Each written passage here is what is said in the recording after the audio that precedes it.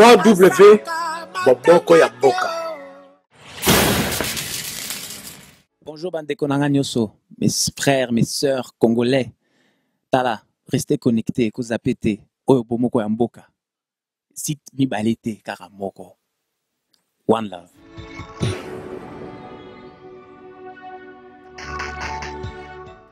Trois ans après, vous demandez, vous proposez la tenue d'un conclave. Ça sera autour de quoi et avec qui? Le conclave, en fait,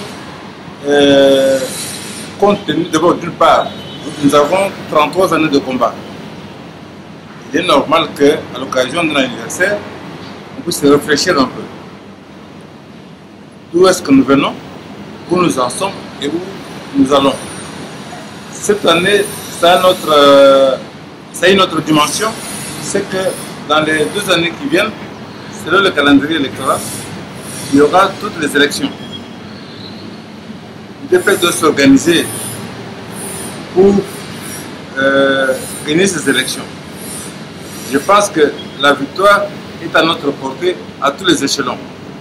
Par conséquent, on ne gagne pas avec des slogans, avec des claquements de doigts. Il faut s'organiser, il faut rassembler. Nous avons pensé qu'il fallait réunir d'abord ceux qui sont à l'origine de l'UDPS, c'est-à-dire les fondateurs, les cofondateurs, les pionniers.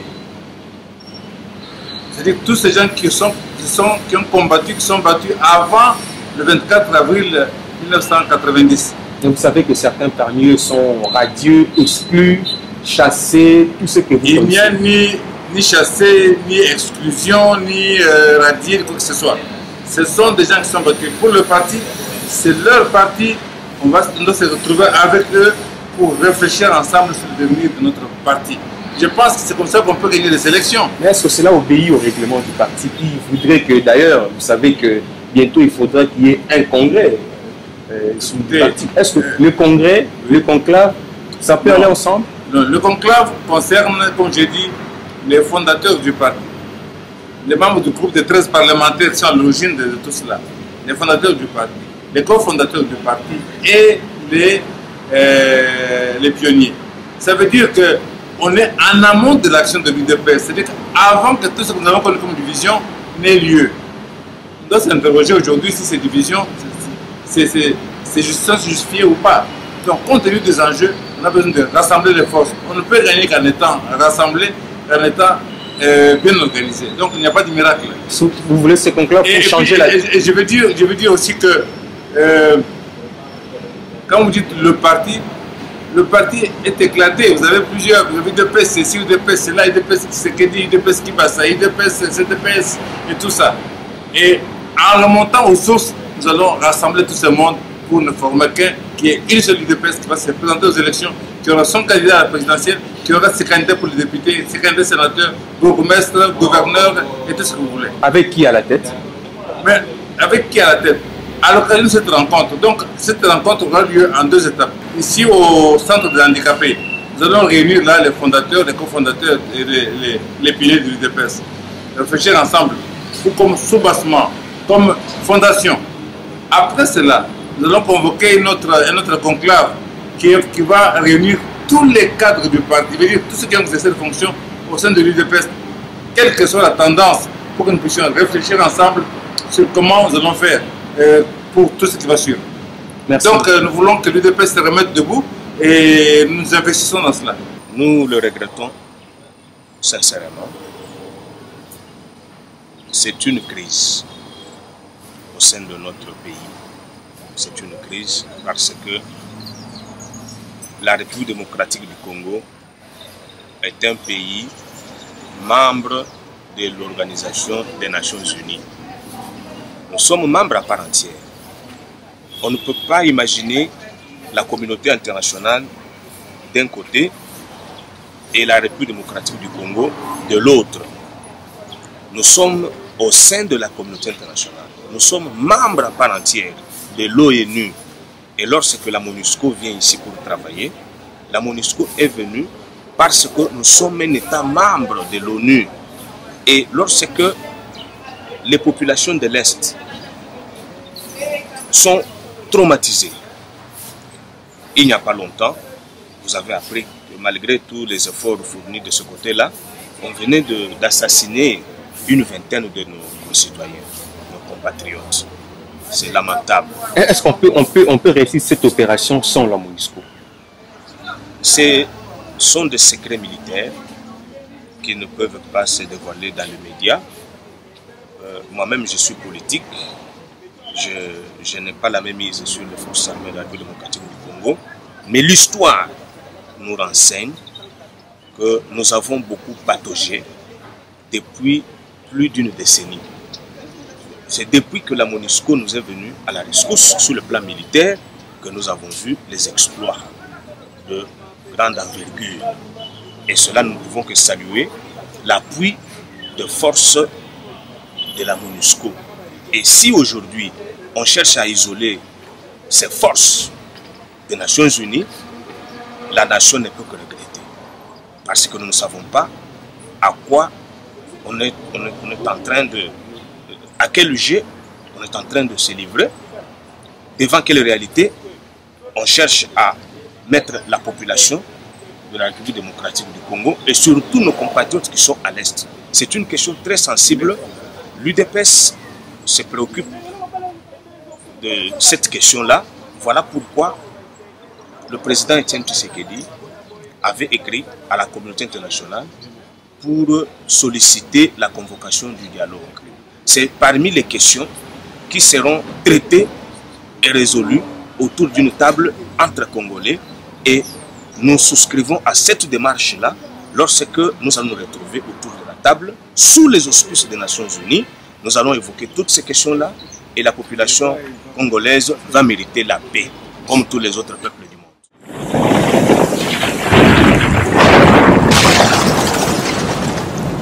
Le secrétaire général du parti, M. Bruno Mavungu, serait déchu de ses fonctions.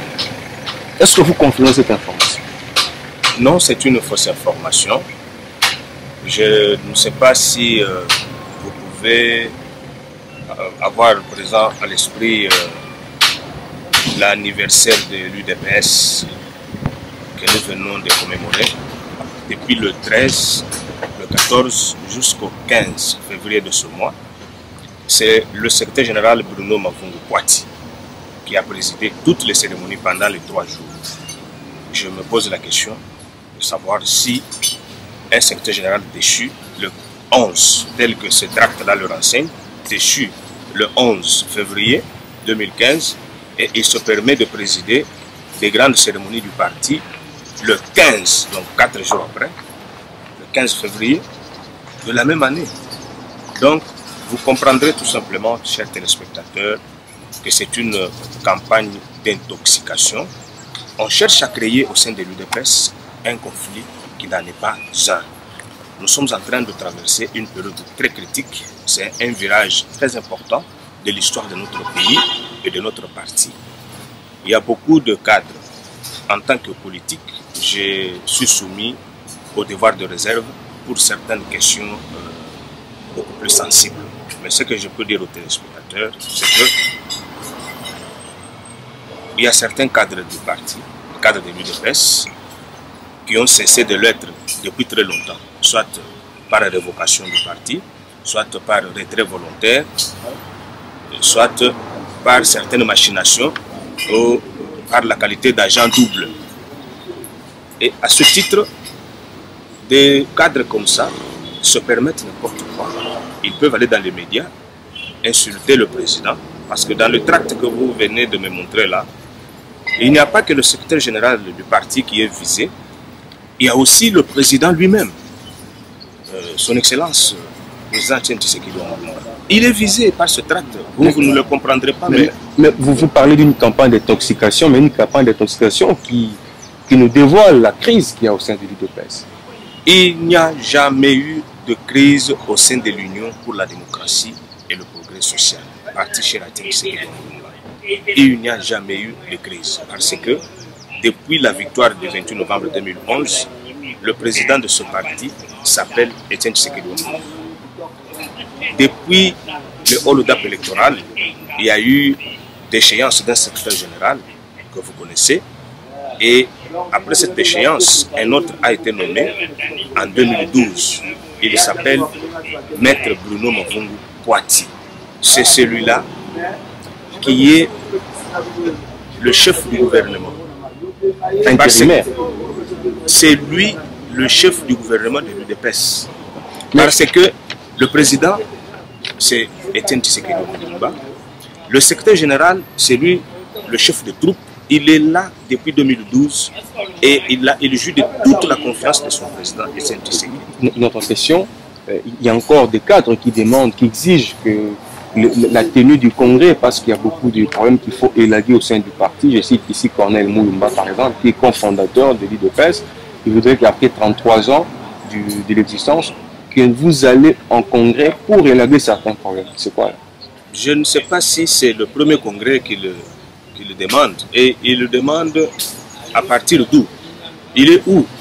Le cadre dont vous venez de citer le nom. Il est où? Le congrès, on le demande conformément au texte réglementaire du parti. Il y a la session ordinaire du congrès. Et la session ordinaire, je crois que c'est chaque 5 ans. Il y a des sessions extraordinaires. Les statuts de l'UDPS démontrent clairement comment une session extraordinaire peut être convoquée. Et d'ailleurs, le président lui-même, dans ses instructions, il a déjà annoncé la tenue du congrès à la date prévue par les statuts.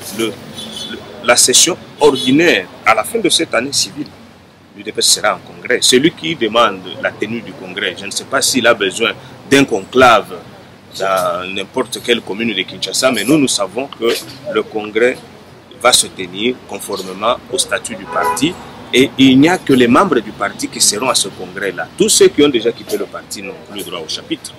Pouvez-vous nous démontrer, parce qu'il s'agit d'un document, vous parlez d'un tract, mais c'est une lettre, on voit du bureau du président du parti portant sa signature, c'est même daté, c'est signé par lui-même.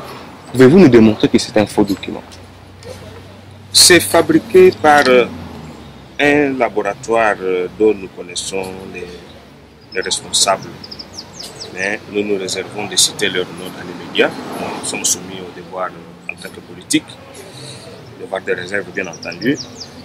Je vois ici un certain 11 février 2015, on aurait attribué à mon président, son Excellence Etienne Tshisekedi Lumumba, une signature qu'on appelle pour les initiés copier-coller. C'est quelque chose fabriqué dans un laboratoire, dans des cybercafés. C'est copier-coller parce que si vous lisez la décision elle-même, elle est pleine de fautes d'orthographe. Sur chaque paragraphe, il y a des fautes d'orthographe. Et on cherche, voilà pourquoi je vous ai dit que cette campagne, ce n'est pas seulement contre le secteur général, c'est aussi contre le président lui-même. Parce qu'on attribue des fautes d'orthographe qu'un enfant de l'école primaire ne peut même pas commettre. Et on cherche à attribuer ça à un docteur en droit. Etienne Tshisekedi Lumumba. Par exemple, quand on vous dit, vu les statuts du parti tels que modifiés et complétés à ce jour, ça ne peut pas s'écrire avec S à la fin. La police. Lorsque vous prenez la première décision, le premier article, s'il vous plaît, décide, article 1, mais en droit, chez nous, tel que nous l'avons étudié, ça ne se dit article 1, ça ne se dit pas article 1, c'est article 1er. Dans le corps de l'article, on vous dit « est déchu de ses fonctions ». Déchu s'écrit avec T à la fin. Ça, ce n'est pas Etienne Tshisekedi Lumumba, docteur en droit que moi je connais. J'ai ici une lettre écrite depuis Bruxelles par le président Etienne Tshisekedi. Vous pouvez comparer, parce qu'il utilise la même machine, vous pouvez comparer les deux documents ici. Vous trouverez que la façon même d'écrire le nom ou la dénomination du parti diffère de part et d'autre. Pour le président, pour la machine de son cabinet à Bruxelles, ça s'écrit en 3 lignes. Mais le tract reprend seulement 2 lignes. Lorsque vous prenez le sceau qui est apposé sur le tract, vous constaterez que le tract n'a même pas de sceau. Et le président Etienne Tshisekedi peut prendre une décision et la publier sans sceller cette décision? Je vous dis non. Lorsque vous regardez la lettre que lui-même a signée il n'y a pas longtemps, toujours dans la même ville de Bruxelles, vous trouverez qu'il y a un sceau. Ce cachet, c'est le cachet du parti parce que le premier cachet qui est un cachet sec ne se retrouve plus dans son bureau délimité, il avait été emporté. Voilà pourquoi il utilise un nouveau cachet. Et dans le tract, vous trouverez qu'il y a des traces de ce cachet-là qui est volé. Nous allons mener des investigations pour savoir d'où nous serait venu ce tract et nous pourrons, avec les services judiciaires, mettre la main sur le sceau qui avait été volé au parti. Bonjour Bandeko Nanga Nyoso, mes frères, mes sœurs congolais. Tala, restez connectés, Kozapete, Oyo Bomoko Yamboka. Site Mibalete Karamoko. One love.